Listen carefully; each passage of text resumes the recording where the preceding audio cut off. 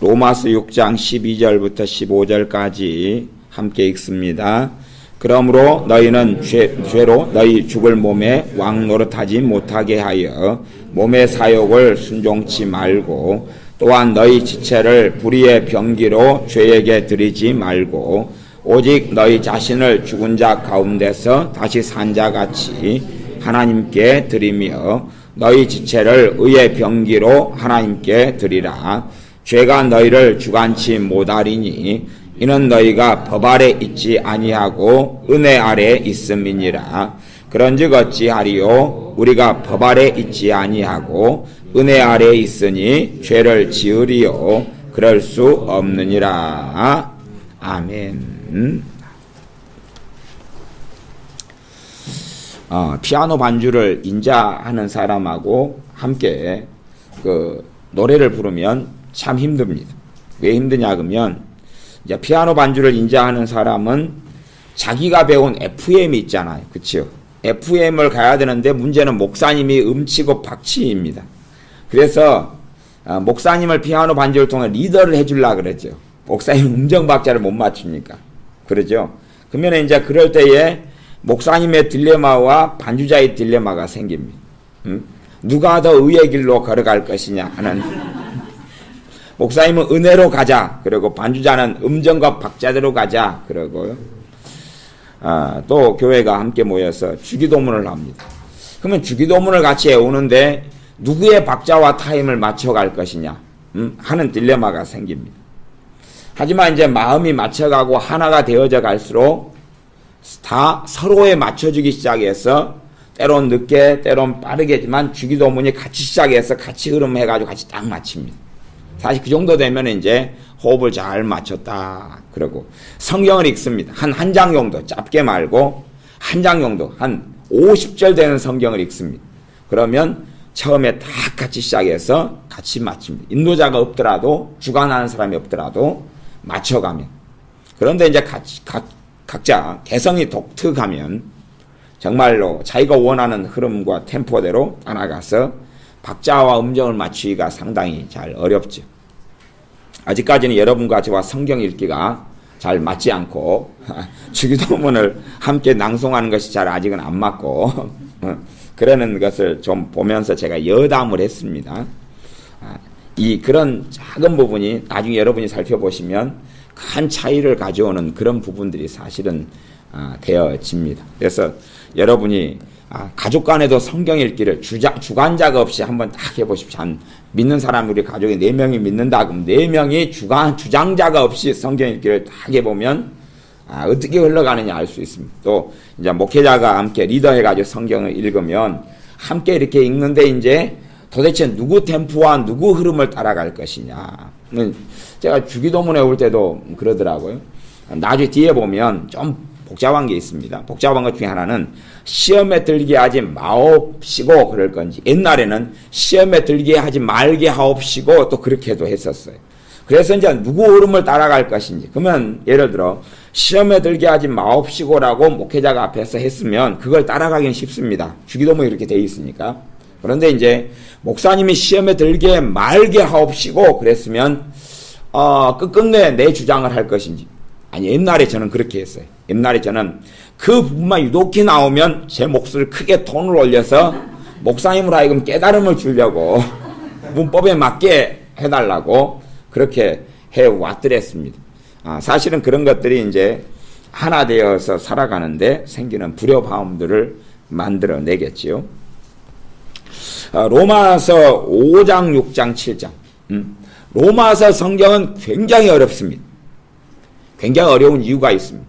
그것이 교리적으로 많이 어려운 측면도 있지만 정말로 어려운 것은 그 말씀이 교리적으로 말하자면 지식적으로 정보적으로 되어져 버리기 쉽다는 것입니다.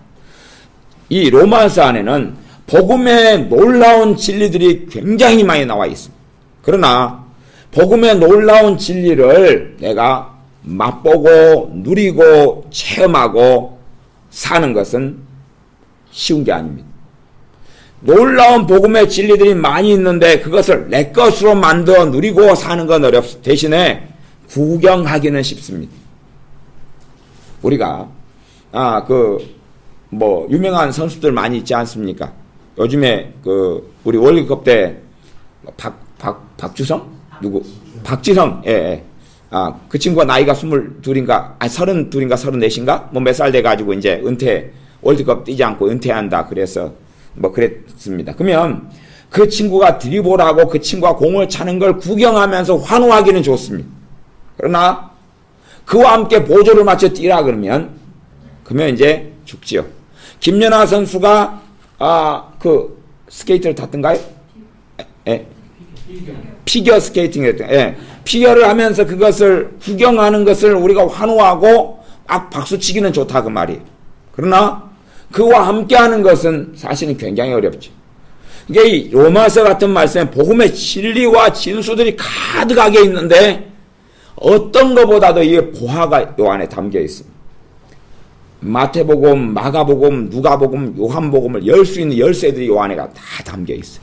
성경 다른 66권을 열 수 있는 열쇠들이 이 로마서 안에가 사실은 담겨 있어요. 그러나 굉장히 어려워. 왜냐하면 이 말씀을 결국은 내 삶 속에 실제가 돼야 되거든. 실제가 돼야 되는데 실제가 안 되니까 이론적으로 내가 상관없는 지식적인 이야기를 듣는데 그게 어떻게 생명이 되고 쉽겠습니까?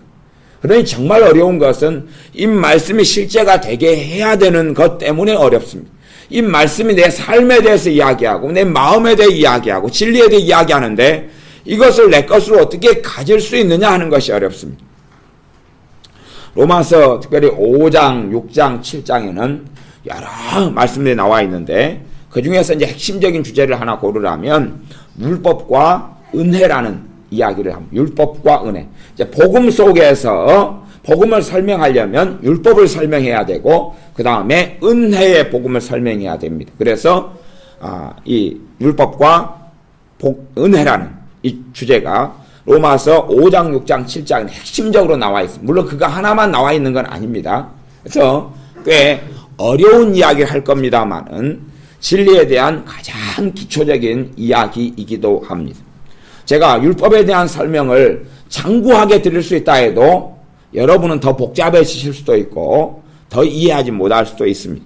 간략하게 어떤 이야기를 약간 하고 그 다음에 은혜에 대한 이야기를 그와 함께 하겠습니다. 잘 이해를 못하실 테니까 우리 주님께서 말씀하셨던 그러한 비유를 가지고 또한 이야기하겠습니다. 로마서 6장 14절 핵심적인 말씀을 먼저 보면서 앞뒤에 필요한 말씀을 이야기하겠습니다. 로마서 6장 14절에 보면 죄가 너희를 주관치 못하리니 이는 너희가 법 아래 있지 아니하고 은혜 아래 있음이니라. 너희가 법 아래 있지 않고 은혜 아래 있다. 그러면 법은 앞에서 지금 5장부터 계속 나왔던 그 법을 이야기하는데 율법을 이야기합니다. 율법은 우리가 알고 있습니다. 이렇게 해라, 하지 말아라. 도둑질 하지 말아라, 살인하지 말아라, 간음하지 말아라, 하나님만 섬겨라, 하나님께 복종하고 순종해라, 하나님을 사랑해라. 이러한 것이 율법입니다. 그 율법 아래서 너희가 있지 않고 너희는 은혜 아래 있다. 그럼 우리에게 지금 예수님을 통하여 우리가 얻게 된 있는 자리를 설명해 줍니다. 그러면 자요, 우리가 은혜 아래 있다. 그러면 실제로 이것이 이제 우리에게 선포된 진리입니다. 진리인데 문제는 왜 이게 어렵냐? 그러면 내가 지금 은혜 아래 있다는 이야기, 은혜를 받고 있어야 되거든. 지금 비가 많이 오는 날에 내가 지금 비 맞고 있다. 그렇게 말씀했어요. 그러면 내가 지금 뭐를 맞고 있어야 돼요? 비를 맞고 있어야 돼요. 근데 비가 하나도 안 떨어지는 거예요. 그러면서 지금 비가 폭포수같이 오고 있다는 거예요.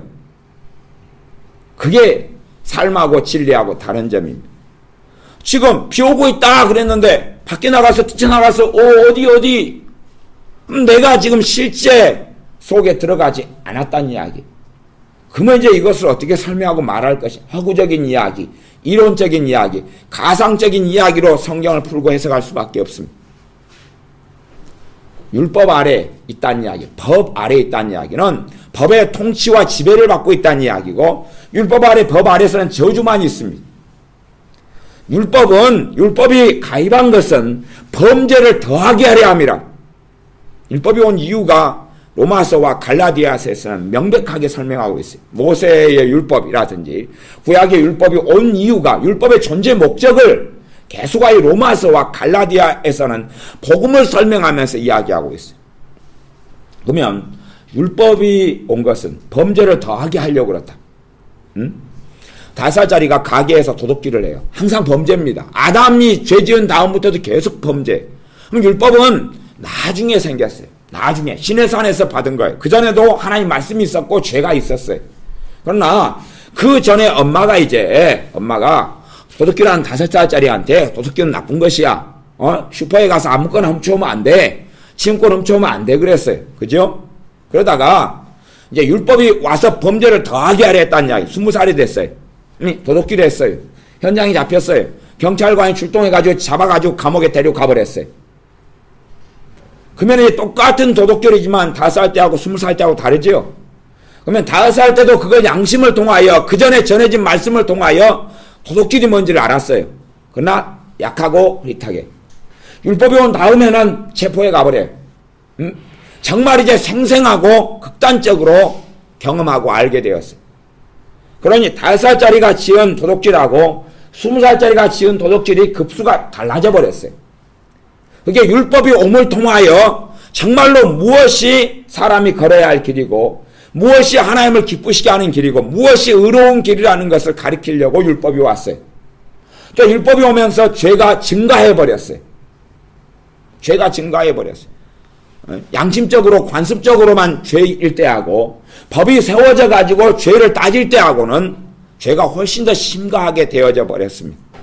그러면 모든 이 땅의 사람들은 죄 아래에 있어, 율법 아래에 있고 법 아래에 있어서 율법은 하나라도 어기는 사람에게 저주를 선포한다고 이야기했습니다. 모든 세상 사람들이 저주를 선포하고 저주 아래에 있게 됐습니다. 우리가 이제 율법을 지킴을 통하여서 하나님께 의롭게 되는 길은 과거에나 현재에나 존재하지 않습니다. 과거에나 현재에나. 하나님께서 율법을 주었습니다. 율법의 목적이, 율법은 몽학선생, 초등학교 교사 선생님이 돼가지고, 그래서 그리스도에게로 인도한다 그랬습니다. 그리스도에게 인도한다. 물론 원어상에는 인도한다라는 단어는 사실은 없습니다. 주님이 오실 때까지 율법은 초등학교 선생님 역할을 하고 있다라고 이야기합니다. 주님이 오실 때까지 율법은 사람들로 하여금 선생님 노릇을 합니다. 초등학교 아이들은 뭘 모르죠. 그러니까 무조건 요건 1이다, 요건 2다, 요건 3이다 가리킵니다. 어디에 쓰는 물건인 거 하는 것도 아이들이 현실적으로 모릅니다. 구구단을 외우게 합니다. 내일 시험 본다. 2는 2, 2는 4, 2, 3은 6, 2, 4, 8, 2, 5, 10, 2, 6, 12, 2024, 28, 26, 28. 시험 보게 하고 외우게 합니다. 하지만 이것을 어디에 쓰는 건지 아이들은 잘 모릅니다. 그러나 해야 됩니다. 해야 돼. 그 초등학교 선생님 역할을 통하여 사람이 기본적인 소양, 기본적인 윤리, 기본적인 도덕을 가리킵니다. 그것이 율법이죠. 그러나 그 세계 속에서 생명을 얻을 수 있느냐 하는 것이고 그 세계 속에서 하나님을 정말 닮아갈 수 있느냐 하는 것이고 그 세계 속에서 정말 하나님의 영광을 이룰 수 있느냐 하는 것입니다. 율법에 대해서, 하나님의 율법에 대해서 정말로 신실하게 그 하나님의 법을 지키려고 발버둥을 치는 사람들은 발견하고 깨달을 수 있는 게 몇 가지가 있습니다. 지금 제가 율법과 은혜에 대한 이야기를 하는데 이건 복음의 기초고요. 여러분이 말씀 전반적으로 이해하는 안경을 지금 설명하는 것이지만 이 굉장히 어려울 수 있습니다. 물론 근데 그 세계 속에 묵상하고 들어가지 않으시면 여러분은 언제까지나 복음의 무수한 진수에 대해서 잘 알지 못하십니다. 그런 분들은 좀 기도하시면서 율법과 복음, 율법과 은혜에 대한 책들을 한 5권 정도 사보시기를 권하드립니다. 물론 좋은 책도 있고 이상한 책도 있습니다. 제가 추천해드릴 만한 책 중에서는 좀 그 양반은 좀 초기에는 좋아하는데 나중에는 좀 거시기로 빠졌는데 그런 양반 제껴놓고 예를 들어서 맥킨토시 같은 1800년도 주의 종 이런 분들은 참 그 부분을 잘 설명해놨습니다. 맥킨토시 모세오경 같은 경우는 정말 잘 되어 있습니다. 그래서 무디 목사님은 내가 가장 많이 배운 주의 종이 맥킨토시 그분과 그분의 책이다. 또 스펄전 목사님 그렇게 이야기해요. 전 세계 책들이 다 불태워져도 두 가지 책만 남아있으면 된다. 하나는 성경하고 하나는 맥킨토시 모세오경만 있으면 된다 그랬습니다. 그러니까 이런 이제 맥킨토시 같은 이 하나님의 사람들이 율법과 복음에 대해서, 율법과 하나님의 은혜에 대해서 굉장히 잘 설명한 사람입니다. 그럼에도 여러분이 그걸 들여다보고 있어도 굉장히 어려우실 수 있습니다. 어려울수록 나는 기초가 없는 것입니다. 아니? 초등학교 6년 내내 전문용어로 자빠져 놀다가 중학교 수업을 들으려면 어렵습니까? 쉽습니까? 어렵지요. 같은 자리에 있는 것이 아닙니다. 정말로 로마서 말씀을 많이 묵상한 사람들은 그 사람들에겐 쉬워질 것입니다. 이 복음의 진리를 어떻게 알지? 이것이 왜 내게 실제가 되지 않느냐? 은혜가 지금 쏟아지고 있다는데 나는 왜 은혜 아래 있다고 성경을 선포하는데 나는 은혜 아래 있지 않은가? 그런 고민, 그러한 기도, 그러한 탄식을 많이 한 사람들은 쉽게 깨달아져 갑니다. 하나님의 말씀, 이 복음의 진수들이 쉽게 안에 들어오기 시작합니다. 그러나 그렇지 않은 분들은 유감스럽게 중학교 1학년 수학을 해야 되는데 1학년부터 6학년 초등학교 기초가 되어져 있지 않기 때문에 선생님이 뭔가를 x, 2x 플러스 1은 5다 이런 거 설명할 때도 이해가 안 되니까, 기초가 부족하니까, 부실하니까 좀 고민과 고생을 많이 할 겁니다. 똑같이 수학을 배우더라도 더 발부둥 치고 부족한 기초를 만들어내야 되고 하는 것입니다. 하나님 말씀의 가장 중요한 것은 말씀을 묵상하는 것입니다. 내가 스스로 성경을 그냥 읽는 거 말고 좀 읽고 말씀을 책임지라고 묵상할 때 성령님은 그때야 비로소 본질적으로 역사해 가십니다. 내가 말씀을 읽고 묵상하고, 신앙서적을 제대로 읽는 사람들, 지식으로 안 가려면 신앙서적의 중요한, 신학책의 중요한 걸 읽은 다음에 그걸 가지고 묵상하고 시간을 보내고 주님 앞에 엎드릴 때에 성령님께서는 진리되게 하시며 깨닫게 하시고 그 사람의 생명이 양식이 되게 하시고, 그러나 멈추고 머물고 말씀 하나를 가지고 묵상하고 기도하고 그런 사람이 아니고서는 깊은 진리 가운데 들어갈 수가 없습니다. 그냥 가만히 있는데 그런 일은 없다 하는 것입니다. 그래서 이 은혜에 대한 이야기, 율법에 대한 이야기는 굉장히 어렵고, 제가 이것을 가지고 시리즈 설교를 과거에 좀 몇 번 해왔었죠. 해왔었어요. 다른 각도 속에서. 제가 시리즈 설교를 한 10편과 20편 정도 한다 그래도 한 부분밖에는 다루지를 못합니다. 그리고 여러분이 실제로 하나님의 은혜 속에, 쏟아지는 은혜 속에 여러분이 서 있지만 예수님을 통하여 그것을 누리게 만들어 주지는 못합니다. 왜? 그것은 내가 내 믿음을 통하여 진리 아래에 서 있음을 통하여 내가 누려야 하는 것이기 때문에 그렇습니다. 제가 칠판에 밥하는 걸 설명해 드려도 여러분에게 밥을 매일 해드릴 수는 없다는 이야기입니다. 밥하는 설명을 듣고 여러분이 밥하는 실제 속에 들어가셔야 됩니다. 근데 하나님 말씀을 내가 실제로 이 은혜 속에, 분명히 너희는 법 안에 있지 않고 율법 아래 있지 않고 은혜 아래 있다고 말씀했는데 그것을 잘 알지 못하고 누리지 못하는 사람은 정말 어리석어지기 시작할 것입니다. 그래서 이 은혜 아래 있다는 진리 속에, 법 아래 있지 않고 은혜 아래 있다는 진리 속에 우리에게 요구하시는 것이, 너희는 의의 병기가 되었고 너희 자신을 하나님께 드리고 너희가 이제는 죄에게서 해방돼서 의에게 종이 되었으니까 너희가 정말 하나님을 영화롭게 하고 기쁘게 하라, 이런 말씀으로 5장, 6장, 7장이 되어 있습니다. 자, 그러면 잠옷이니까 누가복음 15장 말씀으로 제가 건너뛰겠습니다. 안 찾으셔도 됩니다. 다 아는 이야기니까. 어떤 이야기냐 그러면 돌아온 아들, 탕자 이야기입니다. 돌아온 아들 이야기, 탕자 이야기입니다. 돌아온 아들, 되찾은 아들, 탕자 이야기입니다. 그러면 한 아버지에게 지금 그 이야기, 주님께서 말씀하신 그 비유 가운데 있는 이야기가 이 로마서에 있는 이 진리를 다 담고 있는 이야기입니다. 사실은. 그러나 이렇게 설명해 주지 않으면 그 내용을 다 깨닫지 못하고 이해하지 못하기 때문에 오히려 주님의 말씀이 더 급수가 높습니다. 주님의 말씀이 더 높아요. 높은데 계단이 없어요. 그 계단이 로마서예요. 주님의 말씀은 훨씬 더 고차원이고 높습니다. 어떨 때는 굉장한 아주 근본적인 진리를 전하지만 어떨 때는 굉장히 깊습니다. 왜요? 3년 동안 주님이 가르치실 때 알파 오메가까지 다 덧셈부터 시작해가지고 고등학교다 그러면 삼가하면서 미적분이 제고 높다 그러면 그까지 다 가르쳐주셨다 그 말이에요. 그러니까 굉장히 어려운 것과 굉장히 쉬운 것이 다 공존하고 있는 게 사복음서입니다.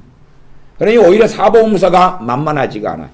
오히려 기초적인 원리들 미분이 왜 어디서 튀어나왔냐, 적분공치 어디서 나왔냐, 삼각함수가 왜 나왔냐, 사인 코사인 탄젠트가 어디서 튀어나왔냐 하는 근본적인 공식들을 설명하는 게 로마서예요.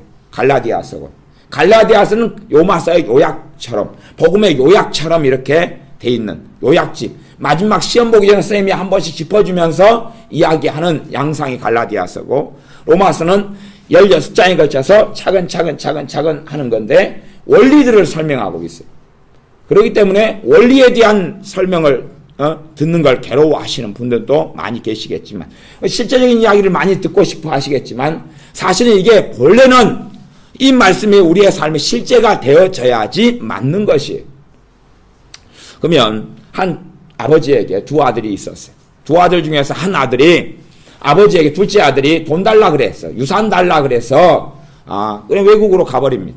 아버지는 유산을 줍니다. 그리고 그 돈을 허랑방탕하게 써서 그 둘째 아들은 거지가 되고, 그리고 돼지치기로 전락합니다. 돼지가 먹는 쥐염 열매를 가지고 배를 채우려 그랬는데, 쥐염 열매는 돼지 먹이라고 너는 돼지만 치지 그건 먹지 못하게 합니다. 그러니 돼지를 치는 일을 통해서도 배불리 먹지 못하고 비참하게 살아갑니다. 그러다가 둘째 아들이 내가 내 아버지께로 돌아가겠다. 내 아버지 집으로 돌아가서, 아버지 집에는 품꾼들이 많이 있는데 그 품꾼들은 정말로 잘 생활하고 잘 먹더라. 그러니 나도 이제 아버지의 아들 자격은 상실했다고 치고 나를 아버지의 품꾼으로 써달라고 가서 부탁해야 되겠다. 그러면 이 비참한 삶이 끝나지 않겠느냐 마음먹었습니다. 그리고 이 둘째 아들이 아버지께 돌아갔습니다. 아버지는 동구 밖에서 둘째 아들이 돌아오기를 기다리고 계셨고, 그리고 둘째 아들을 정말로 기쁘게 반갑게 맞아주셨습니다. 그 결과로 살찐 송아지가 순교를 당하였습니다.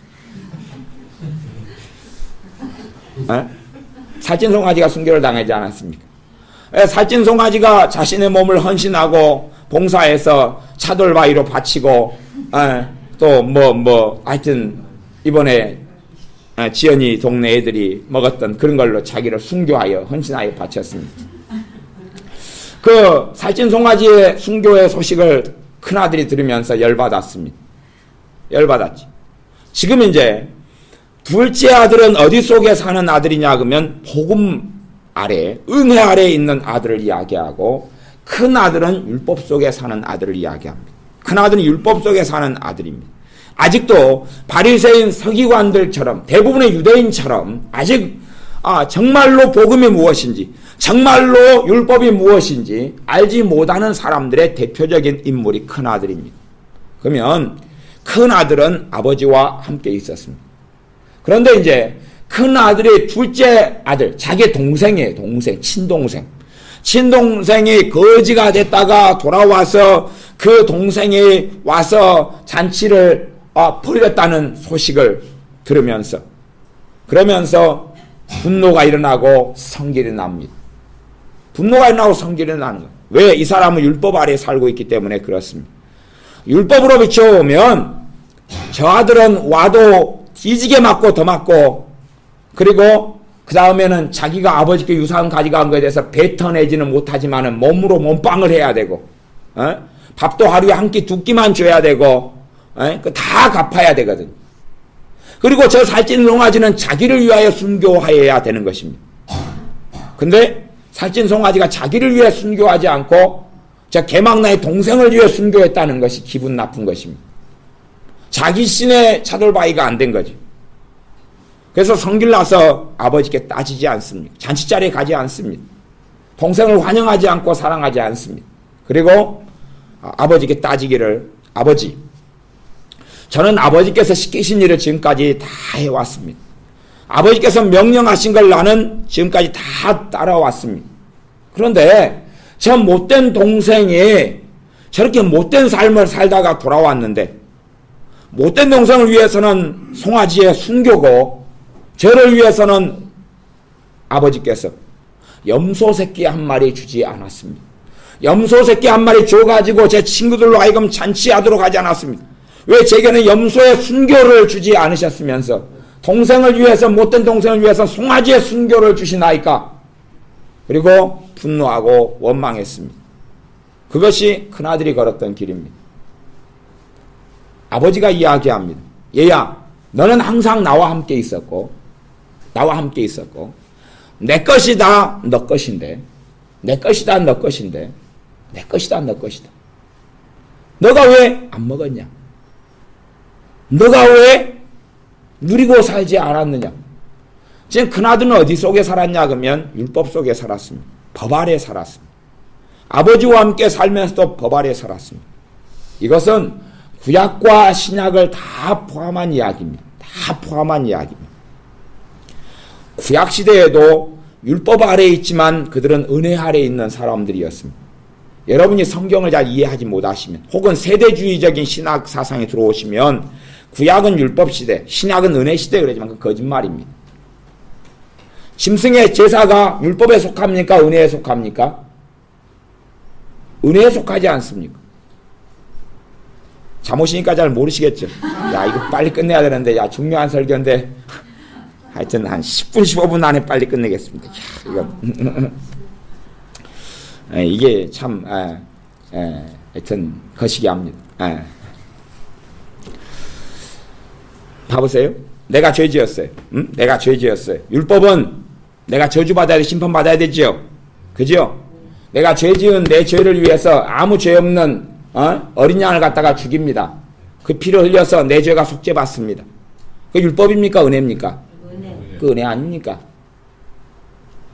구약도 은혜 시대, 율법 시대 아닙니다. 율법을 신 이유와 목적이 있다니까요. 그렇게 성경을 단순하게 이해하니까 성경을 맞출 수 없는 퍼즐로 만들어버리는 것입니다. 봐보세요. 모세가 율법의 능력에 의하여 하나님을 영화롭게 했습니까? 성령이 그에게 임하셨나요? 성령이 임하셨어요. 창세기 6장에 성령님은 떠나가셨습니다. 영원히 내가 사람들과 함께 있지 않겠다. 근데 성령이 이 땅에 계셔요. 비유로 이야기하면 외상입니다. 가불이에요, 가불. 왜 성령님이 이 땅에 계속 계십니까? 예수님의 피로 가불하고 여러분 카드로 가불 끊지 않습니까?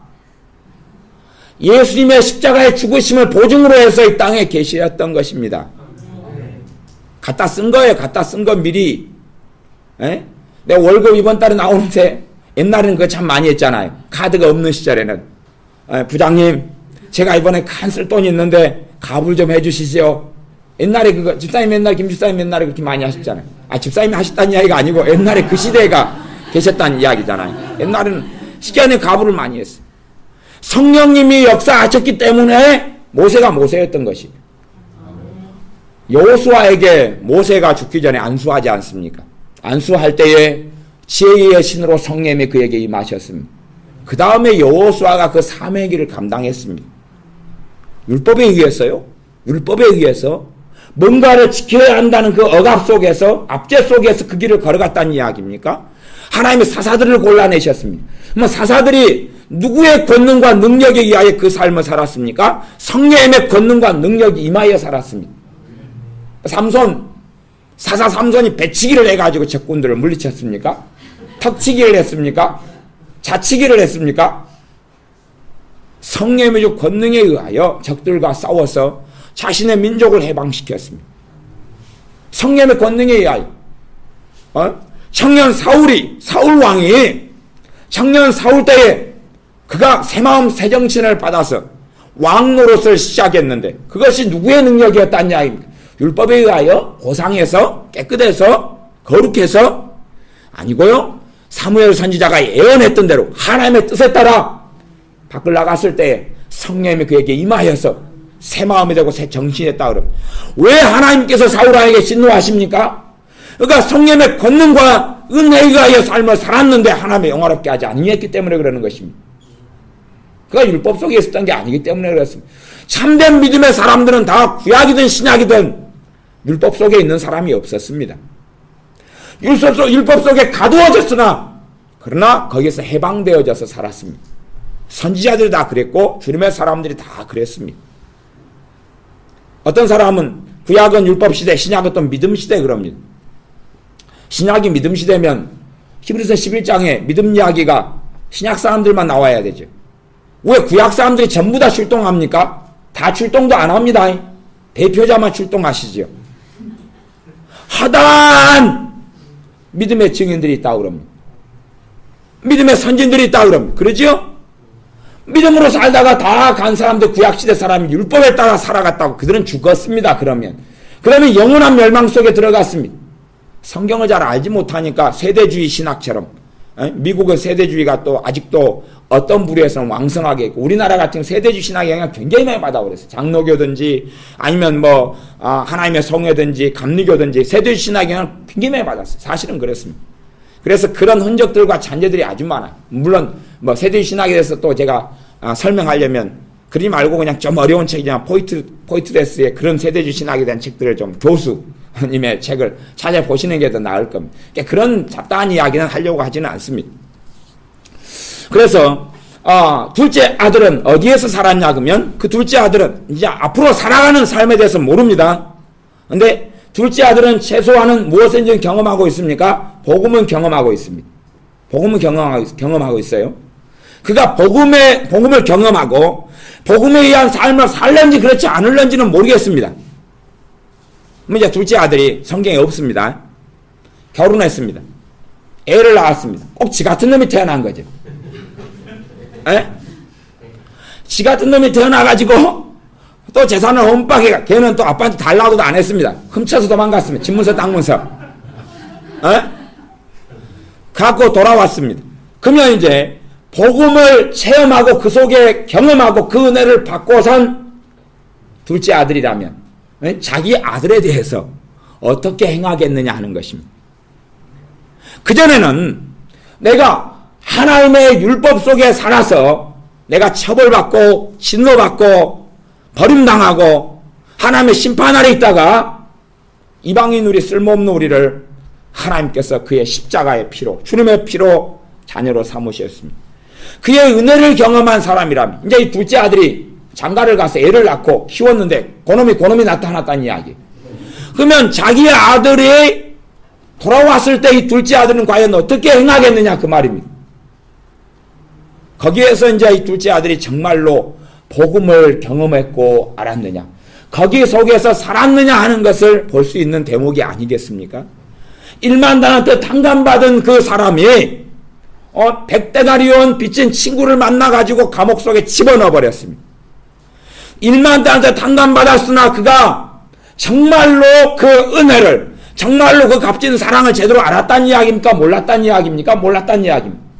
요한일서 말씀에는 하나님이 너희를 먼저 사랑하셨습니다. 우리가 하나님을 사랑한 게 아니라 그가 먼저 우리를 사랑하셨다 그럽니다.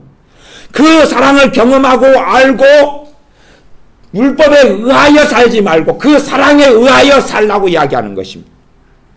율법에 의하여 사는 게 아니라 그분의 십자가에 의하여 살고 그분의 구원의 감격에 의하여 살고 그 사랑에 매어 살아가는 사람들이 그리스도인들이다 이야기하고, 예수님 안에서는 우리가 율법의 지배 속에 받는 게 아니라 그 은혜의 지배를 받고 있다는 이야기. 그 은혜의 지배를 언제까지? 주님 오실 때까지. 그것이 예수를 믿는 사람에게 선언된 진리입니다. 그러나 우리는 신학으로 만들어버리고 사변으로 만들어버리고 하나 이성으로 만들어버리면 쓸데없는 이야기입니다. 그래서 최고 괴로운 시간 중에 하나가 이런 쓸데없는 이야기, 차라리 그냥 마태복음, 마가복음에 있는 어떤 이야기를 주님이 무리로 걸으셨다네, 치유가 어떻게 일어났다네, 귀신이 어떻게 쫓겨나갔다네, 그런 설교를 하면 편안하고 쉽게 됐습니다. 잠도 덜 오고. 그런데 사변적 이론적인 이런 가장 깊은 진리를 전하면 어려워요. 자동차 엔진의 원리다. 그거 설명하면 다 좋을 거 아니에요. 물론 그것은 좋아도 상관없습니다만은 복음의 진수에 대한 이야기는 사실은 정말 깊이 그 세계 속에 들어가셔야지만이 그걸 누리고 알 수 있는 이야기가 되어집니다. 큰아들 같은 경우는 아버지와 함께 살았습니다. 아버지의 것이 다 자기의 것이었습니다. 그러나 누리지 못했습니다. 언제까지요? 그는 율법 아래 살았던 사람이기 때문에 그렇습니다. 율법 아래 사는 사람이었기 때문에 그 은혜 아래에 있으나 자신은 율법 안에 속하여 있습니다. 그래서 왜 아버지 내게 염소 새끼 한 마리 언제나 주시렵니까 하고 기다렸던 사람입니다. 기다렸어요. 내가 더 충성스럽게 일하면, 내가 더 선량하게 일하면, 내가 더 아버지 말씀을 잘 들으면, 이 사람은 사랑에 의하여 살지 않았습니다. 아버지의 사랑에 의하여 살기보다는 이 사람은 책임감, 의무감, 법에 의하여 살았습니다. 법에 의하여 살면서 기다렸습니다.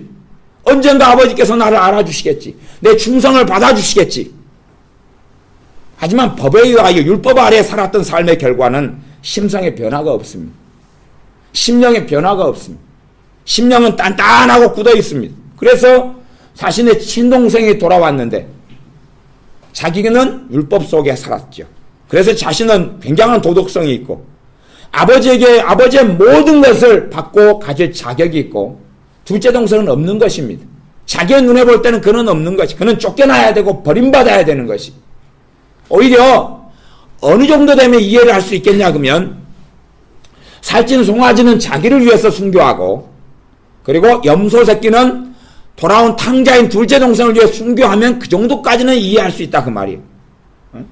살찐 송아지는 아버지가 자기를 위해 잔치하라고 잡아주시고 동생을 위해서는 염소 새끼만 잡아서 주면 그건 조금 아마 봐줄 수 있었을 거예요.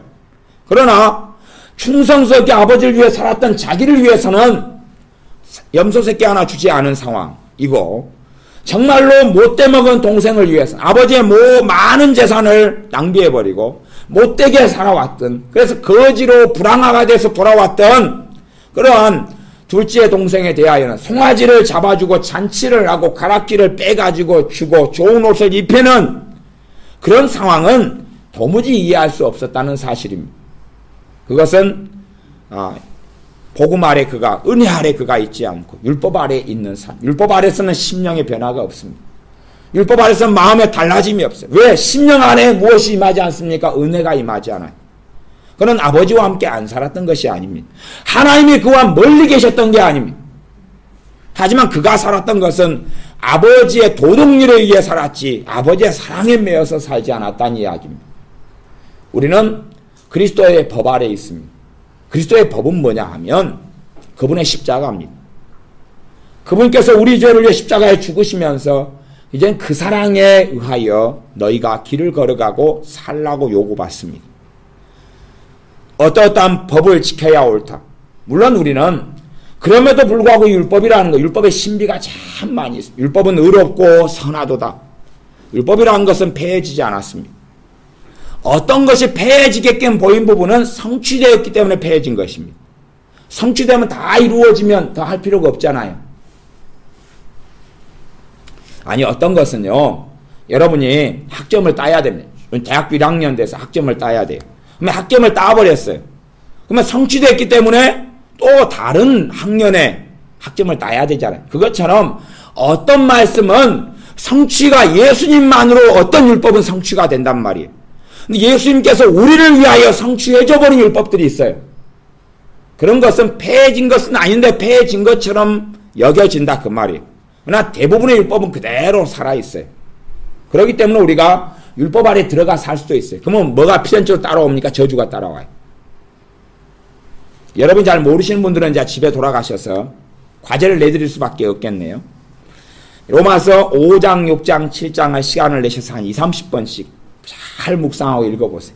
여러 가지 번역 성경들 동원하시면서 이리 읽어보시고 저리 읽어보시고 도대체 이 복잡한, 그래서 여러분이 멀미가 나시면 그건 여러분이 많이 말씀해서 거리가 멋이다는 이야기. 성령이 별로 역사 안 하신다는 이야기. 이 진리에 대해 별로 관심이 없다는 이야기. 더 멀미가 나더라도 머리가 터지더라도 머리가 터질 게 염려되시는 분들 머리에 붕대를 감으시고 모자를 쓰시고 이게 압박 붕대를 하신 다음에 그 다음에 이제 이 5장, 6장, 7장을 쭉 읽으세요. 그러면 율법에 대한 이야기가 나와 있고 그 다음에 은혜에 대한 이야기가 나와 있어요. 그러면서 우리로 하여금 말씀을 계속하고 있습니다. 7장 6절을 제가 넘어가서 읽어보겠습니다. 로마서 7장 6절입니다. 이제는 우리가 얽매였던 것에 대하여 죽었으므로 율법에서 벗어났으니. 율법은 죽지 않았어요. 율법은 죽은 적이 없습니다. 율법이 안 죽었고 누가 죽었습니까? 우리가 죽었어요. 우리가 죽어버렸어요. 그러니까 형사가 우리 집에 찾아왔어요. 왜? 제가 도둑질을 했다가 경찰에 이제 알려졌거든요. 그래서 형사들이 잡으러 왔는데, 그래서 문을 뚝뚝 두드리는 순간에 제 명의 다해서 빽 죽었어요. 형사들이 와가지고 여보시오! 문을 따고 들어왔어요. 그래서 저를 보니까 죽어 있는 거거든요. 죽으셨네? 그리고 법의 집행을 못해요. 돌아가셨어요. 저도 돌아갔지만. 왜냐하면 죽어버린 사람에게는 법의 집행을 할 수가 없는 거예요. 법은 그대로 살아있어요. 법은 그대로 살아있어요. 율법이 죽은 적은 한 번도 없습니다. 그러니까 주님의 심판대 앞에서 율법은 계속 작용할 거예요. 그래서 우리가 율법 아래 들어가서 살면 우리가 저주 아래 있게 돼요. 율법주의가 무서운 것이요. 그 안에 살면, 예수님을 벗어나 율법 아래 들어 살면 저주가 그 사람 삶 속에 임해요. 율법은 죽은 적이 없어요. 대신에 우리가 죽었느냐 살았느냐 이야기예요. 그래서 이 로마서 5장, 6장, 7장은 당신들이 죽었다고 이야기해요. 죽어서 벗어났다. 그러면서 그 앞에 7장 1절부터 상반절 이야기는 아내가 아주 어떤 남편이 있었는데 그 남편이 죽어버렸다. 그러니까 남편의 법에서 벗어났다. 그렇게 이야기해요. 그러니까 남편은 율법 아닙니다. 남편이 죽었지만 율법이 아니에요, 남편은. 비유를 이야기한 거예요. 죽은 건 누구예요? 우리가 죽고 율법이 우리한테 힘을 잃어버렸어요. 내가 빚을 갖다 누구에게 5억을 갚아야 돼요. 그런데 이렇게 해도 저렇게 해도 갚을 수 없어요. 그래서 어리석은 사람은 자살합니다. 그러나 그것은 그 사람의 결과는 하나님 앞에 영원히 못 설 수 있습니다. 그러나 내가 그냥 갚으려고 발버둥쳤는데 도저히 갚을 수 없어요. 그러다가 내 생명이 다해가지고 그냥 죽었어요. 자연사예요, 자연사. 그렇게 됐으면 빚쟁이가 와서 돈 달라 그래도 내게 받아낼 수가 없는 거예요. 그 사람의 빚문서가 효력을 다해버렸어요. 그 사람이 정말 열련한 분자해가지고 제가 죽어서 이제 저기 어디 화장터에 갔거나 아니면 무덤에 묻혔으면 그 앞에 가서 계속 돈 달라 그래. 무슨 댁, 무슨 사람 원래 있나서 돈 갚아, 돈. 3년 열을 쫓아와도 무덤에서 벌떡 일어나서 빚을 갚을 수는 없습니다. 그래서 우리가 예수님 때문에 어떤 사람이 되었느냐? 율법에 대해서 죽어버렸다 그럽니다. 율법이 내가 죽어있는 한은 내게 저주를 걸 수 없습니다. 내가 죽어있는 한은 우리 죄에 대하여 어떻게 뭔가 책임을 물을 수가 없게 되었다는 이야기. 근데 문제는 우리가 율법 주의 속으로 율법 아래 다시 들어갈 수도 있어요. 들어갈 수 있는 이야기를 또 하고 있어요. 여러분이 눈을 동그랗게 뜨시고 지금 말고 혼자 보시고 좀 중요한 말씀 하려고 해도 많이 못 알아들으시네. 어쨌든 그래서 7장 6절 이제는 우리가 얽매였던 것에 대하여 죽었으므로 율법에서 벗어났으니 얽매였던 것이 율법이죠. 율법에 대해서 죽어버렸으니까 죽어서 벗어났다는 이야기. 이러므로 우리가 영의 새로운 것으로 섬길 것이요 의문에 묵은 것으로 아니할지니라. 의문에 묵은 것은 옛 증서, 옛 문서, 뭐예요? 율법이죠. 율법으로 살아가는 삶이 그렇게 살 수 있다는 이야기예요. 할 수 있어요. 근데 그걸로 아니고 영의 새로운 것으로 해야 된다. 영의 새로운 것도 이게요. 메타포 비유적인 이야기이기 때문에 한마디로 뭐다라고 말하기 어렵습니다. 한마디로 뭐다라고 말할 수 없어요. 그럼 영의 새로운 것은 영은 거기서 일반적으로는 성령님을 이야기합니다. 뭐 NASB라든지 뭐 다른 여러 번역 성경들은 성령님으로 번역하고 대부분은 그것에 동의해요. 그러면 성령님의 새로운 것 그래요. 성령님의 새로운 것. 그건 뭘까? 그래서 많은 번역본들은 이렇게 번역하고 저렇게 번역해. 의미 번역을 할 때 되면 성령님께 주시는 새 생명 그렇게 이야기하고 그 다음에 성령님께 주시는 새로운 정신 그렇게 이야기하고 성령님께서 주시는 그래서 어떨 때는 new way 그렇게 번역하는 성경도 여러 개 있어요. 영어 성경들을 보면 성령 주시는 새 길, 새 방법 이렇게 이제 번역도 하기도 해요. 그래서 성령님의 영의 새로운 것 그러면 우리가 성령을 통해 어떻게 됐습니까? 거듭났죠. 거듭났잖아요. 그죠? 그러면 내가 어떻게 거듭났습니까? 내 의로움으로, 내 도덕률로, 내 깨끗함으로, 내 정결함으로 거듭났습니까? 그렇게 되지 않았잖아요. 제가 이제 제가 고아인데, 제 고아 아닙니다. 비유로 이야기하는 겁니다. 잠이 많이 오시면, 제가 고아인데, 그러고 비유 들어갔는데, 목사님이 고아인데, 아닙니다, 그거요. 예. 이제 비유로 이야기합니다. 제가 고아인데, 메타포입니다. 제가 고아인데, 근데, 제가 어느 회사에 근무해요. 근데 저는 고아기 때문에 돈이 없어서 가난해서, 비싼 사골세에 살아가요. 비싼 월세방에 살아가고, 그 다음에 혼자 사니까 반찬도 별로 없고, 굶고 살아가요. 제가 열심히 회사에 출근해서 이제 열심히 일하고 있어요. 그러면 그 회사의 최고 높은 오너, 사장님이 보고 저를 마음에 들었어요. 그죠? 저는 충성되게 일했어요. 그랬더니 월급을 주고, 더 은혜를 베풀어서 보너스를 좀 더 주고, 그렇게 했어요. 그렇게 했어요. 제가 지금 현재 율법 속에 살고 있는 거예요. 그것을. 그러다가 이제 사장님이 저를 정말로 긍휼히 여겨가지고, 저를 자신의 수양아들로 삼으셨어요. 양아들로 삼았어요. 양아들로 삼아서 집을 사장님의 집으로 옮겼지요. 그 추레하고, 사월세 돈 많이 나가고, 김치도 그냥 썩어 문드러진 거, 먹을 것도 없고, 그런 데서 옮겨줬어요. 나는 여전히 그 회사의 직원이에요. 그죠? 이제 내가 사장님의 회사에 충성을 하죠. 일할 때. 그러면 그전에는 먹고 살기 위해서 또한 사장님으로서 내가 충성을 하는 율법의 관계 속에 있는 것이고, 내가 그분의 아들이 됐어요. 그죠? 아들이 됐어요. 그러면 나중에 그 회사가 다 누구 것이 될까요? 내 것이 될 거예요. 어느 때가 되면 내 것이 될 거예요. 왜? 그 사장님은 자식이 없고 그러기 때문에. 그래서 나가 그 아들이 됐어요. 그리고 내가 거기서 충성하지만 이제 내가 섬기는 건 아들로서 섬기는 거예요. 때로는 회사가 공적인 위치에서는 내가 사원으로서 내가 사장님을 섬기지만, 그러나 더 깊이 들어가면 아버지와 아들 관계 속에서 내가 회사 생활을 하거든. 모양은 비슷하게 보여요. 그렇죠? 그러나 영의 새로운 것이, 그것이. 그전에는 의문에 묵은 것으로, 그전에는 의문 증서로 율법으로 사장님과 회사를 섬겼다면, 그 위에 내가 아들 되어서는 그런 게 아니에요. 영의 새로운 것을 섬기는 거예요. 이제 새롭게 양자가 되고 아들이 되었기 때문에 그 받은 은혜에 따라서, 물론 어떨 때는 회사를 물려받으려고만 그러는 게 아니라, 물려받지 못한다 할지라도 회사가 아니어도 아버지의 유산은 다 받게 되잖아요. 그렇죠? 그리고 아버지로부터 오는 많은 것들을 받게 되어져요. 내가 그 신분을 알아요.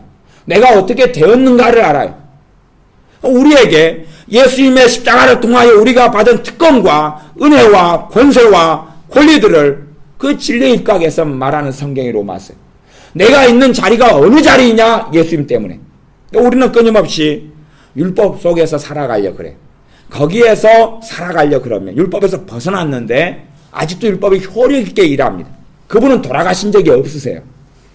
그분은 안 죽으셔요. 율법은 안 죽으신다니까요. 그분은 살아있으세요. 그렇기 때문에 지금도 백해묵은 안식일 논쟁을 하는 사람들이 있어요. 안식일 논쟁, 주일 논쟁을 하는 사람들이 있어요. 왜? 지금도 그 율법 속에서 자꾸 들어가려 그러니까 그 논쟁을 해요. 그 논쟁을 해요.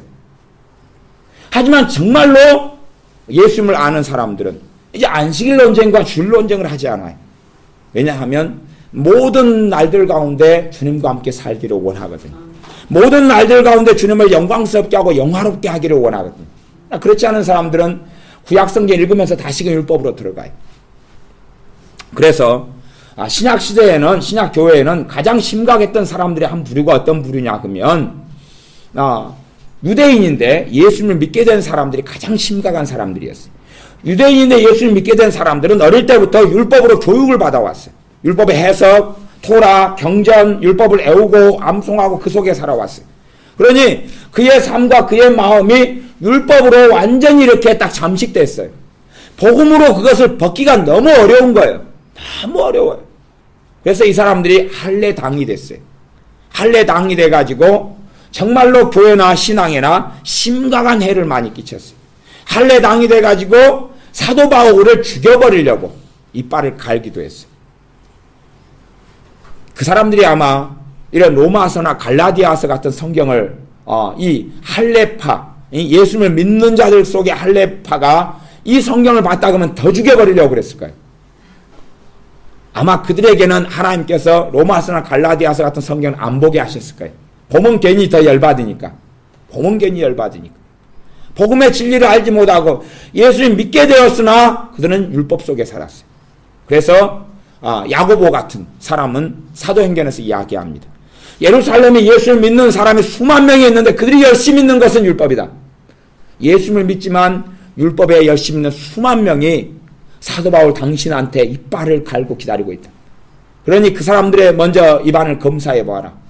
주둥이를 확 까보면 이빨이 송곳니처럼 드라큘라처럼 날카롭게 되어 있으면 그 사람을 피해 도망가고, 부드러운 이빨로 되어 있으면 그 사람은 아니다. 그런 이야기는 성경에 없습니다. 잠옷이니까. 그래서 사도 바울에 대해서 복음을 제대로 깨닫지 못한, 예수 믿었어요. 믿었는데 그들이 열심히 믿는 건 주 예수 그리스도가 아니에요. 그들이 열심히 믿는 건 자기들이 세계 속에 오랫동안 살아왔던 율법이에요. 그러니 그들은 신속하게 주님을 떠나버립니다. 그들이 율법 속에서 대부분 멸망당합니다. 율법에 열심히 있어요. 그리고 사도 바울하고 반대편에 서 있습니다. 근데 사도 바울은 주님의 뜻대로 살아가고 복음을 알고 성령 충만한 사람이. 이 사람들은 뭐의 충만입니까? 성령 충만은 아니에요. 마귀 충만이든지 율법 충만이든지 다른 길을 걸어가는 것입니다. 주님하고는 전혀 다른 길과 여정 속에 걸어가는 사람들이. 그런 사람들이 사실은 쉽게 우리가 될 수 있어요. 사도 바울도 청년 사울이었을 때에 그는 율법에 있어서 열심히 있었어요. 그러면서 예수님하고는 전혀 다른 예수님의 원수로 살아왔고 예수님을 핍박하는 사람으로 살았어요. 율법에 열심히 있었어요. 열심히 있었어요. 난지 8일 만에 할례를 받았고 바리새인 중에 바리새인이고 그런 놀라운 사람이, 율법의 의로는 흠이 없는 사람이었다. 자신에 대해 간증하고 있습니다. 그러나 그는 예수 그리스도의 원수로 살았어요. 다른 길 속에서 하나님의 의와 하나님의 자비와 하나님의 긍휼과 하나님의 인자하심을 알지 못했어요. 그나들이 걸었던 길. 그나들이 걸었던 길. 그래서 자기가 율법 아래 살았던 것처럼 누구도 율법 아래 있기를 원해요? 둘째 아들이. 둘째 아들도 율법 아래 있기를 원해요. 너 봐봐, 둘째 아들. 그러면서 동생, 내가 아버지한테 이렇게 죽어라고 이래가지고 아직까지 염소 새끼 못 받았어. 그리고 지금 삼치 새끼 먹고 있고 좀 아들의 지위를 조금 누리고 있어. 그러니 너는 너가 가져갔던 돈 다 갚고, 나만큼 해. 그리고 나만큼 받아. 그 다음에 나만큼 해. 그러면 이제 큰아들만큼 하고 돈 다 갖고 큰아들만큼 하려고 그러면 늙어 죽을 때가 돼버렸어요. 그러겠죠? 그래놓고도 뭣도 못 먹어요? 염소 새끼도 못 먹어요. 그것이 율법 아래 살아가는 삶의 결과물입니다. 많은 예수를 믿는 사람들이 자기도 모르게 자주 율법 아래 들어갑니다. 그래서 벌어진 일이 그런 일입니다. 그 사람들에게 자신이 실제의 삶 속에서 율법 아래 있다는 걸 증명하기 때문에 율법은 힘있게 그에게 역사하고 은혜는 역사하지 않습니다. 그래서 이제 제가 이번에 집회할 때 그렇게 말씀드렸지 않습니까? 제가 모든 이야기를 다 하진 않았습니다. 거기 첨가해서 조금만 더 이야기하겠습니다. 한 분이 가슴이 약간 파인 옷을 입고 왔다 그랬죠? 예배당에 가슴이 약간 파인 옷을 입고 왔습니다. 그러다가 이제 그것을 2차례, 3차례 입고 왔습니다. 그래서 많은 믿는 분들에게 핍박을 당하셔가지고 조신자가 교회를 떠나게 됐습니다. 가슴이 파인 옷을 2-3번 가져왔는데 그 교회가 굉장히 율법주의적인 교회였습니다. 찍혔지요. 근데 이제 덜 드린 이야기는 아마 그래서 그랬을 거예요. 여기에 있는 분들처럼 미모나 외모가 출중하시 모르는데 그분이 또 덩치가 이렇게 크시고 막 몸이 굉장히 옆으로 퍼지신 분이셨거든요. 그런 분이 또 가슴을 드러내는 옷을 입으니까 많은 분들이 시험에 들 거 아닙니까? S라인, 미스 코리아 이런 분들 가슴을 드러내는 옷을 보면은 남자 집사님들이 열렬히 박수치고 찬양하고 환영할 텐데 남자 집사님들도 시험에 들게 하는 그런 몸매에 그런 라인에 가슴이 드러나는 옷이었기 때문에 아마 남자 집사님들이 보호를 안 했던 것 같아요. 미스 코리아가 와서 그렇게 미니스커트를 입고 원피스를 입고 보호를 해버려요. 우리 남자들은 우리 보호합시다. 근데 그분이 사실은 그게 아니었어요. 그게 아니었고 허리 라인이 한 36. 저보다 훨씬, 저보다 몇 인치 더 크신 그 라인. 몸무게가 80이 넘는. 근데 이제 나이는 32. 이래. 싱싱하신데 라인이 살아있었어요. D라인과 아니면 I라인은 굉장히 풍성하셨어요. 그러니까 이제 가슴이 좀 상부가 드러나는 옷을 입고 한 2번 나왔는데 정죄를 당하기 시작하는 거예요. 그럼 봐보세요. 왜 그런 일이 벌어졌을까요? 교인들이, 거기에 있는 믿는 사람들이 어디 속에 살고 있기 때문에요? 율법 속에 살고 있기 때문에 그런 일이 벌어집니다. 자기가 율법 속에 살고 있다는 열매를 드러내버리고 마는 것입니다. 하나님은 그걸 통하여 깨닫게 하시려고 하시지만 그들은 깨닫지 못합니다. 깨닫지 못하고 그분이 떠난 다음에도 3년 동안을 씹습니다. 떠난 다음에 3년 동안을 씹습니다. 한 목사님 사모님이 시험에 들어서 교회가 거시기됐다 그랬죠? 목사님 사모님이 어느 날 빨간 립스틱 바르고 나오셨다 그랬어요. 빨간 립스틱. 그게 구설수에 올랐습니다. 왜냐 그러면 여자들은 단정히 행하고 치장하지 말고 막 그런 말씀 있잖아요. 그렇죠? 그래서 이제 경건한 분들이 그 목사님 사모님에 대해서 말을 하기 시작해요. 소위 경건한 분들이. 소위 경건해서 화장도 안 바르는 분들이. 물론 나이 드셔가지고 이제 주로 권사파가 그러셨는데 권사님파가. 그런 분들 화장해도 뭐 나올 게 없잖아요. 솔직한 이야기로. 이게 포기한 얼굴이기 때문에 그런 거라고 믿어요. 안 포기하면 화장하셔야 됩니다. 근데 포기한 분들은 하실 필요가 없어요. 괜히 화장값만 비쌉니다. 근데 하여튼 그쪽 분들 중심으로 해가지고 사모님의 빨간 립스틱에 대해서 그렇게 이야기가 됐어요. 그러면서 계속 말이 굴러가는 것입니다. 굴러가요. 왜 그래요? 그들이 율법 아래 살고 있기 때문에 그렇습니다. 정말로 양보하지 않아야 될 복음의 진리가 있습니다. 그러나 또한 그 둘째 동생의 탕자의 삶, 잘못된 삶에 대하여 양보하지 않아야 될 진리의 문제가 아니라 그를 어떻게 주님의 사랑으로 맞이할 것이냐의 문제가 더 중요한 문제가 되겠죠. 그게 더 중요한 문제. 그가 돌아온다면, 그렇죠? 돌아온다면. 물론 그가 외국에 있으면서 다시 형한테 연락합니다. 내가 지금 술집 여자하고 동거하는데 돈이 부족해. 형, 돈 보내. 그러면 사실은 보낼 수가 없는 문제겠죠. 진리의 문제 속에 들어갈 수 있으니까. 그러나 그가 그 삶을 청산하고 돌아올 때에, 창기가 돌아오려 할 때에, 세리가 돌아올 때에 우리는 어떻게 할 수 있는가? 누가 돌아와서도 그 옛 본성을 벗는 게 쉽습니까? 어렵습니까? 어렵지요. 어려워요. 이제 예수님을 믿은 초신자가 그 옛 본성과 습성을 벗는 건 정말 심지어는 어렵습니다. 그에 대해서 우리는 어떻게 행할 수 있는가 하는 것입니다. 술도 충분히 마실 수 있습니다. 그러죠? 그 다음에 폭탄주도 마실 수 있습니다. 머리를 폭탄으로 해가 나올 수도 있습니다. 그런데 충분히 그에 대해서 인내하고 용납하고 함께 되고 기다려주고 섬겨주고 기도해주고, 그것은 내가 은혜 속에 있는가 내가 율법 속에 있는가의 바로미터 중에 하나입니다. 내가 정말 은혜 속에 있다면, 은혜를 알고 있다면, 하나님의 값없는 사랑을 알고 있다면, 은혜로 주어진 예수 그리스도의 십자가를 알고 있다면, 은혜로 주어진 이방인 우리를, 허물과 죄로 죽었던 우리를 불러주심을 알고 있다면, 그렇다면 우리는 내가 은혜 속에 있는 자기 때문에 행동이 다르며 말이 다르며 생각이 다릅니다.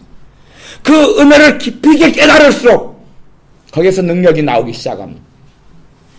그 속에서 거룩해 되는 길, 그 속에서 의롭게 되는 길, 그 속에서 하나님을 기쁘시게 하는 길을 걸으라고 이야기하고 걸을 수 있다고 이야기하는 것이 5장, 6장, 7장 이야기입니다. 그렇지 않으면 내가 정말로 율법 속에 있는 율법주의 교회일수록 십자가 복음 잘 이야기합니다. 십자가 복음 잘 이야기해요. 그 다음에 은혜 이야기도 잘합니다. 하지만 그것은 지식과 사변 죽은 이야기로 잘합니다. 죽은 이야기로 잘해요. 자, 옛날 이야기 해볼게요. 옛날 이야기. 참 어려운 이야기입니다. 옛날에 장로교회가 있었는데, 물론 신사참배를 다른 교단들은 다 빨리 해버렸습니다. 감리교든지 어디든지 다 빨리 해버렸어요. 그 다음에 장로교가 마지막에 버텼어요. 신사참배를 안 하려고 버텼어요. 버티다가 결국은 장로교회 총회장부터 일본 사람들이 심은 사람으로 총회장이 바뀌었어요. 권력층이 바뀌었어요. 그래가지고 그들에 의해서 주도된 불법적인 회의로 인하여서 신사참배를 가결해버렸어요.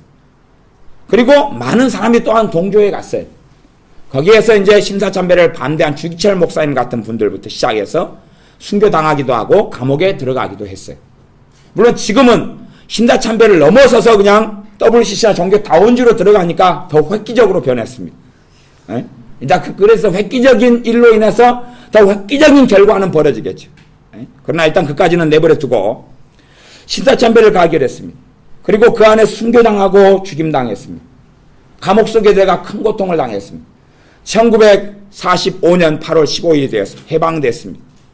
감옥에 있다가 풀려난 분들이 계셨어요. 풀려난 분들, 살아난 분들. 고문당하고 장애인이 되고 그냥 살아난 분들. 주의 종들 가운데, 장로님 가운데 그런 분들이 계셨어요. 그런 분들이 살아난 다음에 보니까 교회의 기득권을 전부 다 누가 쥐고 있습니까? 그 사람들, 신사참배한 사람들이 다 쥐고 있어요. 정치 세력, 교단의 권력을 지금 그때부터 지금까지 이렇게 이어져 왔습니다. 그냥 그 흐름, 그 나무래 그 밥이 이렇게 이어져 왔습니다. 그까지는 내버려 두고. 그래서 권력을 좋아하는 사람은 계속 권력을 좋아하니까요. 그렇게 이어져 왔는데, 근데 사실은 여러분이 잘 모르시지만 우리 동네 손양호 목사님 같은 경우도 신학교 졸업하고 진즉 하나님 일을 시작했는데 목사 안수는 48년에 줬습니다. 신사참배를 끊임없이 반대했거든요. 기득권을 가진 목회자들이 그 목사 안수를 주려고 그래요? 안 주려고 그래요? 안 줘요. 그러니까 48년에 했어요. 해방된 다음에 훨씬 지나. 신사참배를 끊임없이 반대하면서 설교하러 다니고 부흥집회를 다니셨거든요.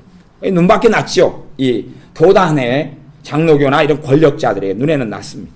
그래서 안수받이 2년 만에 돌아가셨으니까 목사님으로서는 이제 2년 3년 차입니다.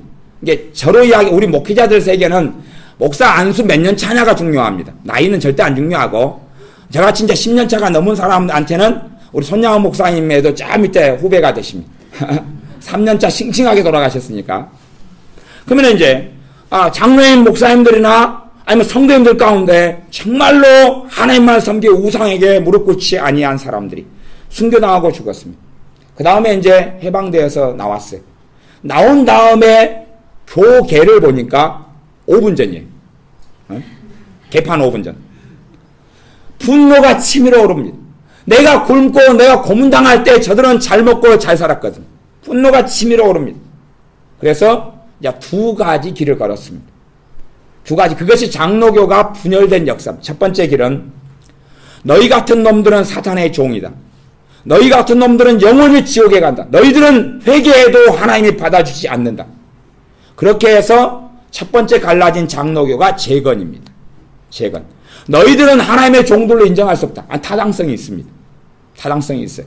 너희들은 하나님의 종이 아니다. 너희들은 하나님 앞에 설 수 없다. 너희들은 회개해도 구원받지 못한다. 그리고 갈라진 대한예수교 장로의 재건. 그게 장로교의 첫 번째 이탈이고 갈라짐입니다. 두 번째는 고신칙입니다. 고신칙은 좀 더 온건했습니다. 그래서 당신들이 회개하면 우리는 형제다. 당신들이 그걸 공개적으로 회개하고 하나님 앞에 바르게 삶을 고치면 형제로 받아두고 함께하겠다. 그렇지 않으면 당신들과 형제가 될 수 없다. 그러나 기득권을 가진 세력이 회개하겠습니까? 안 하겠습니까? 안 하고 오히려 핍박하는 쪽을 선택했죠. 그래서 갈라진 교단이 두 번째가 고신입니다. 물론 이제 합동과 통합은 1959년에 WCC 사건을 통하여 반으로 갈라지고 결별했습니다. 그래서 두 번째 갈라진 교단이 고신입니다. 그러면 이제 재건이나 고신 입장에서 이야기해보자고요. 자요. 오랜 세월을 고신과 재건으로 살아왔습니다. 그래서 제가 이제 고신 목사님 밑에서 제가 부교육자로 지냈습니다. 자, 그분의 삶과 인생을 보았습니다. 그분은 고신 전통 있는 교회에서 우리 동네 그 충무동 교회라고 전통 있는 교회에서 장로님을 하셨습니다. 오래 하셨다가 목사님이 되셨어요. 그분이 가지고 있는 사상을 보았어요. 그분이 가지고 있는 행동과 패턴을 보았어요. 그분을 뭐 정죄하자는 이야기는 아닙니다. 그냥 그런 비슷한 흐름을 많이 보았기 때문에. 그러면 그분이 그렇게 살았어요. 근데 그분은 자기는 누구의 후손이냐 그러면 순교자의 후손입니다. 본인 말씀이. 본인은 순교 안 하셨어요? 본인은 핍박 안 받으셨어요? 본인은 핍박받은 자의 후손이고 순교자의 후손. 누가 주장했던 이야기죠? 유대인들이. 그랬죠? 그들은 순교자의 후손이고 아브라함의 후손이라고 그랬는데 주님이 뭐라 이야기합니까? 아니야. 너희들이 죽였잖아. 너희들이 주의 종들을 핍박하고 죽이고 제단을 헐어버렸잖아. 너희는 그들 자들의 후손이지. 너희들이 어찌 아브라함의 후손이냐 그랬습니다. 입장이 좀 다른 거지만 어쨌든 그래서 나는 정말 핍박받은 자 그 순교의 피 위에 나는 세워졌다 그럽니다. 그러면서 복음의 진리를 가지고 있습니다. 십자가의 복음을 가지고 있습니다. 그러나 그 속에서 쉽게 무엇으로 물들어 버립니까? 율법주의로 물들어 버립니다. 율법 아래 들어가 버립니다. 성령의 역사가 저도 나타납니까? 안 나타납니까? 안 나타납니다. 진리를 바르게 압니까? 모릅니까? 모릅니다. 성령의 역사를 부정합니다. 물론 지금은 많이 오픈되어 있지만 과거에 제가 존경했던 고신대 교수님 중에 한 분이 고재수 교수님인가 이런 분이 계십니다. 성령님에 대해서 깊이 있게 가르치는 안영복 교수님도 안영복 교수님 깊이 있게 가르치는 주의 종들이 있는데 쫓아내버립니다. 니 나가. 성령의 역사를 깊이 있게 가르치고 말씀을 해석하면 니 나가. 쫓아내버렸습니다. 그런 일들은 사실은 종종 있었던 일들입니다. 그런 것처럼 정말 주님을 깊이 있게 아는 사람들이 자신이 가지고 있는 아주 고정관념의 교리, 생명이 없는, 그래서 계속하여 그런 일을 행합니다. 왜냐하면 정말로 그들이 살아갔던 삶이 과거에는 옳았을지 모르나 지금 현재 내 뱃속에가 뭐가 있느냐 하는 것인데 그 전통 속에 살아가면서 무엇이 들어오냐 하면 율법이 들어옵니다. 은혜 아래 살아가는 삶이 아닌 율법 속에 살아가는 삶으로 들어가 버리고 맙니다. 전통적인 교회는 크게 두 가지가 있는 걸 봅니다. 전통적인 교회라는 것은 50년 됐고 100년 됐다. 전통적인 교회. 전통적인 기독교의 국가들 크게 두 가지가 있는 걸 봅니다. 하나는 두 가지가 함께 존재합니다. 대부분은. 하나는 율법입니다. 율법주의고 율법이고 율법 안에 있습니다. 그래서 굉장히 고지식하고 나만 알고 나만 하나님의 자녀들이고 나만 거룩하고 우리 교회만 거룩하고 우리 교회만 하나님 뜻대로 살고 하는 그런 깊은 독선이 있습니다. 또 하나 방종이 있습니다. 방종. 하나님을 영화롭게 하는 건 없고 그냥 세상의 인본주의, 세상의 프로그램 도용하고 그리고 주님 앞에 평안하게 살아가는 것입니다. 뜨겁게 기도하지 않고 예배하지 않고 정말로 하나님을 위해서 힘을 다하여 섬기지 않고 그냥 흘러가는 대로 방종하는 것입니다. 크게 두 가지가 이렇게 믹서돼 가지고 살아가는 것을 봅니다. 대부분 이단 정제도 큰 교단이나 큰 교회, 기득권을 가진 큰 교단이나 큰 교회에서 이단 정제를 쉽게 합니다.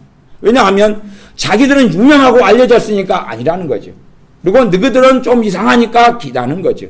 물론 그런 스토리를 가지고 나오는데 왜 그냥 뱃속 안에가 율법 안에 살아가는 것을 가지고 있기 때문에 그렇습니다. 우리의 많은 경우는 이 두 가지를 공존해서 가져가는 것이지 어느 하나를 취하고 하나를 버리는 건 아닙니다. 왜요? 율법 안에 내가 있을 때는 방종이 올 수밖에 없습니다. 왜 그런지 압니까? 율법 안에 있는데 성령의 역사가 없죠. 진리 속에 살 수 없죠. 살고 싶으나 못 사니까 위선이 올 수밖에 없고 방종이 올 수밖에 없습니다. 겉과 속이 다른 삶을 살 수밖에 없습니다. 큰아들처럼 아버지와 함께 살지만 염소새끼 하는 말이 얻어먹지 못하는데 아내가 무엇을 가지면 평상시에 있던 게 드러나는 것입니다. 불평, 불만이. 그래서 제가 옛날에 좋아했던 보험성가가 불평, 불만과 환멸 가득 찬 이 세상에 그렇지 않습니까? 아내가 불평과 불만이 있다가 둘째 아들, 동생 사건을 통하여 터져 나오는 것 아닙니까? 평상시에는 잠잠하다가 안에 이제 튀어나오는 것입니다. 왜 내게 아버지는 염소 새끼 한 마리 주지 않았습니까? 나는 왜 잔치하게 하지 않았습니까? 나는 아버지께 충성했습니다. 봉사했습니다. 섬겼습니다. 사실은 지금 이스라엘 사람들이 가지고 있는 하나님에 대한 원망과 원한도 그런 것입니다. 지금 이스라엘 사람도 그걸 가지고 있습니다. 하나님을 그렇게 섬겨왔는데 우리나라 실정은 왜 이렇습니까? 비참한 역사를 왜 그렇게 오래 살아와야 됐습니까? 자신들은 하나님을 등지지 않았고 버리지 않았고 끝까지 지켰다고 생각합니다. 지금의 유대인들이 그렇습니다. 그러니 지금도 눈이 멀고 있고 지금도 주님을 제대로 만나지 못하고 있습니다. 그러나 자신들은 아직도 큰아들의 입장에 서서 우리는 의롭고 거룩하고 하나님의 선민인데 왜 이러냐라고 하는 것이 대부분의 유대인들이 걷는 길입니다. 그렇기 때문에 사실은 이스라엘에는 가장 강성한 동성애 지역이 이스라엘입니다.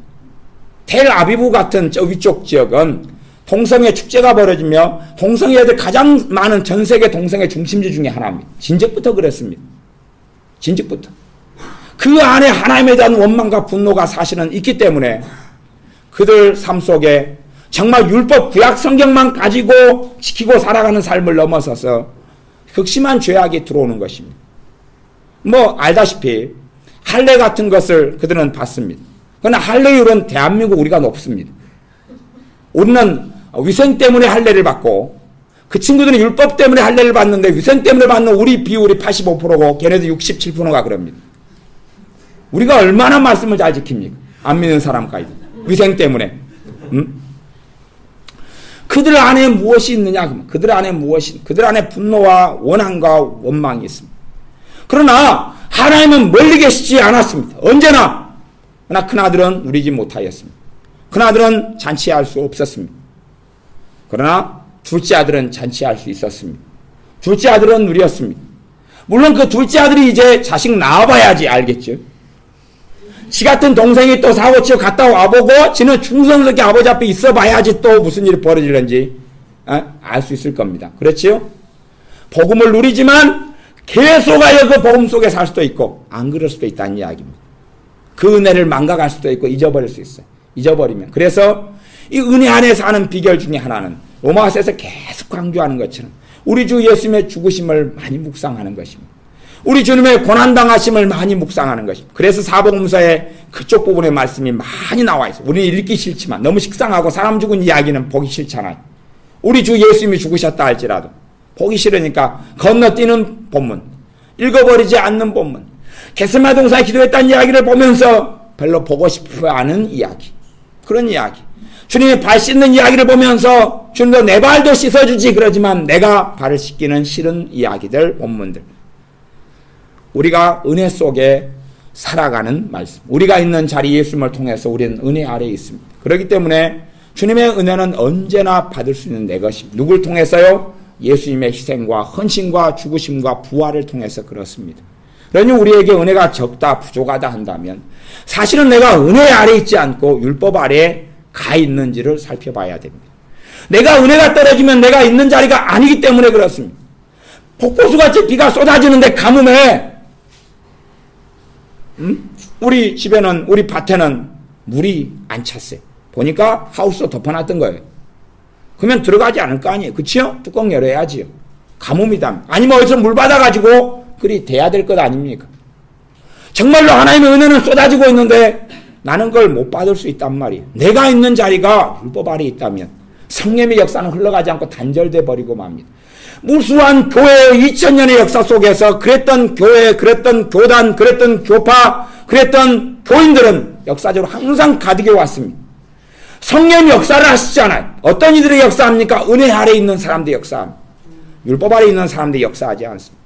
그래서 가장 무서운 적이 사실은 두 가지 적을 이 로마서 5장, 6장, 7장은 이야기. 의의 종으로 살지 않고 자기를 죄의 종으로 살게 하는 그리스도인들, 방종이죠.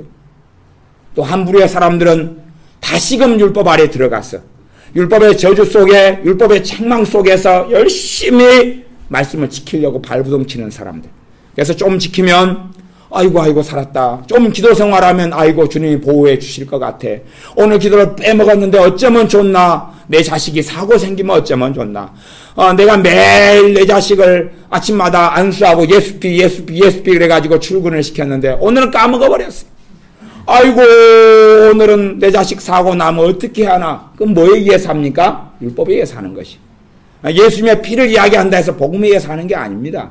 또 다른 율법을, 신율법들을 도입해 오는 것입니다. 성경 안에, 신약 성경 안에서 또 다른 율법들을 갖다가 사는 것입니다. 어떤 분은 어제 기도를 계속 매일 기도 생활을 해왔는데 오늘은 기도를 안 했어요. 그러니까 야 오늘 일이 안 될 것 같아. 안 될 것 같아. 기도를 안 했으니까 안 될 것 같아. 그런 분도 사실은 율법 속에 사는 것입니다. 기도도 실제로는 우리에게 기도 생활을 통해 가르쳐 주시는 많은 진리가 있는데 그 중에 하나는 뭐냐 하면 내 힘으로 기도가 안 된다는 걸 가르쳐 주시기를 원하십니다. 여러분 힘으로 하는 기도 생활은 작심삼일이죠. 하루 이틀 했다가 죽을 썼다가 밥을 태웠다가 못 갔다가 그러지 않습니까?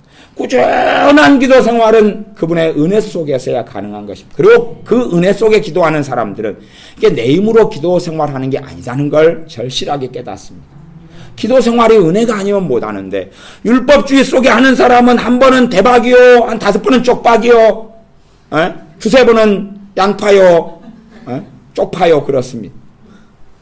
우리가 정말로 은혜 속에 살아가는 것을 깨닫게 하려고 우리에게 역사해 가십니다. 물론 우리는 그럴수록 율법으로 해석할 수도 있어요. 내가 뜻대로 안 살았기 때문에, 죄를 많이 지었기 때문에 기도가 안 되는갑다, 성령님이 안 도와주시는갑다, 그렇게 생각할 수 있단 말입니다. 그러나 결코 그런 것이 아닙니다. 성경 읽는데 말씀이 은혜스럽진 않아요. 잠이 와요. 수면제예요. 우리로 하여금 깨닫게 하시는 것입니다. 은혜가 아니면 이 말씀이 그렇게 될 수 없는 것입니다. 어떨 때는 깨달아지고 은혜 받았다, 어떨 때는 못 받았다가, 그래서 내 자신을 돌아보고 회개하고 그러지만, 많은 경우의 회개기도도 율법 아래 있는 회개기도가 얼마나 많은 줄 아십니까? 주님의 사랑을 깨달아서 회개하는 것하고 율법을 통해서 죄를 깨달아가지고 회개하는 것은 종자가 틀립니다. 종자가 틀립니다. 그걸 아셔야 됩니다. 자요, 이제 마무리 가겠습니다. 이제 5분 안에 제가 끝내드리겠습니다. 5분 안에 진짜입니다. 그러면 이제 아까 그 입양된 회사, 그 고아했던 회사 직원이 있었죠. 회사 직원이 회사 법에 의해서, 회사에 있는 규정과 규칙에 의해서 이제 회사에 충성했고, 아버지, 오너, 회사 오너인 아버지 일을 잘 섬겼습니다. 아버지 되기 전에 사장님이죠. 그 법에 의해 섬겼어요. 그러다 그게 어긋났어요. 그래서 어쩌면 좋나, 그리고 이제 사장님애가 잘못했다 그랬어요. 그쵸? 그 다음에 아들이 됐어요. 그 다음에 비슷한 일을 저질렀어요. 그죠? 비슷한 일을 저질렀어요. 그 다음에 아버지한테 잘못했다고 가서 빌 때에 그 마음과 심령과 동기와 기준이 같을까요? 다를까요? 다르다는 이야기입니다. 한 사람 율법에 의하여 죄를 깨달아가지고 잘못했다고 나가고요. 한 사람은 은혜에 의하여 죄를 깨달아가지고 잘못했다 나갑니다. 또한 은혜에 의하여 죄를 깨달아 잘못했다고 나아가는 그 입양된 그 아들은 그 입양됐다는 것이 무엇인지를 더 깨닫는다면 버림받지 않고 쫓겨나지 않는다는 걸 알지요. 안전한 가운데 죄를 가지고 나아가겠죠. 그러죠? 율법 아래 있는 사람은 잘못했다 나가는데 불안합니다. 너 나가. 잘랐어. 오늘 사직서 써. 너 끝났어. 그러죠? 불안하죠. 안정되지 못합니다. 예수님의 십자가가, 예수님의 그 피가 나를 하나님의 자녀가 되게 하였다면 우리는 그 안에 거할 때 안정하고, 그 안에 거할 때 평안하고, 그 안에 믿음 가운데 있을 때에 우리는 안전하게 되어집니다. 어느 안전 속에, 누구 안에 속에, 누구 어디 아래 속에 있느냐? 율법 아래 살아가느냐, 은혜 아래 살아가느냐? 여러분이 시간을 가지고 제가 비유를 한 2가지 가지고, 성경과 일상 비유를 가지고 잠깐 이 긴 본문을 짧게 힌트적으로 그냥 설명했습니다. 여러분이 시간을 가지고 내가 은혜 아래 있는 삶 속에 들어간다면 주님의 은혜는 내게 계속 되어지는 것입니다. 은혜의 원리를 이야기합니다. 은혜를 계속 받고 살아가는 비결을 이야기하는 본문이 지금 로마서 5장, 6장, 7장입니다. 기도하겠습니다. 아버지 하나님, 예수님을 통하여, 예수님의 십자가를 통하여 우리로 하여금 은혜 아래 있을 수 있도록, 은혜 안에 살도록 깨닫게 하시며 가르쳐 주시며 알게 하시며 은혜 안으로 우리를 불러주심을 감사를 드립니다. 그러므로 우리가 복음의 진리 속에서 내가 은혜 아래 살아가는 삶과 율법 아래 사는 삶의 결과와 또한 은혜 아래 살아가는 것을 가르쳐 주셔서 예수님의 십자가 복음으로 인하여 은혜 안에 그 은혜를 누리고 받으며 사는 우리들이 되게 하여 주시옵소서. 예수님의 이름으로 기도하옵나이다. 아멘.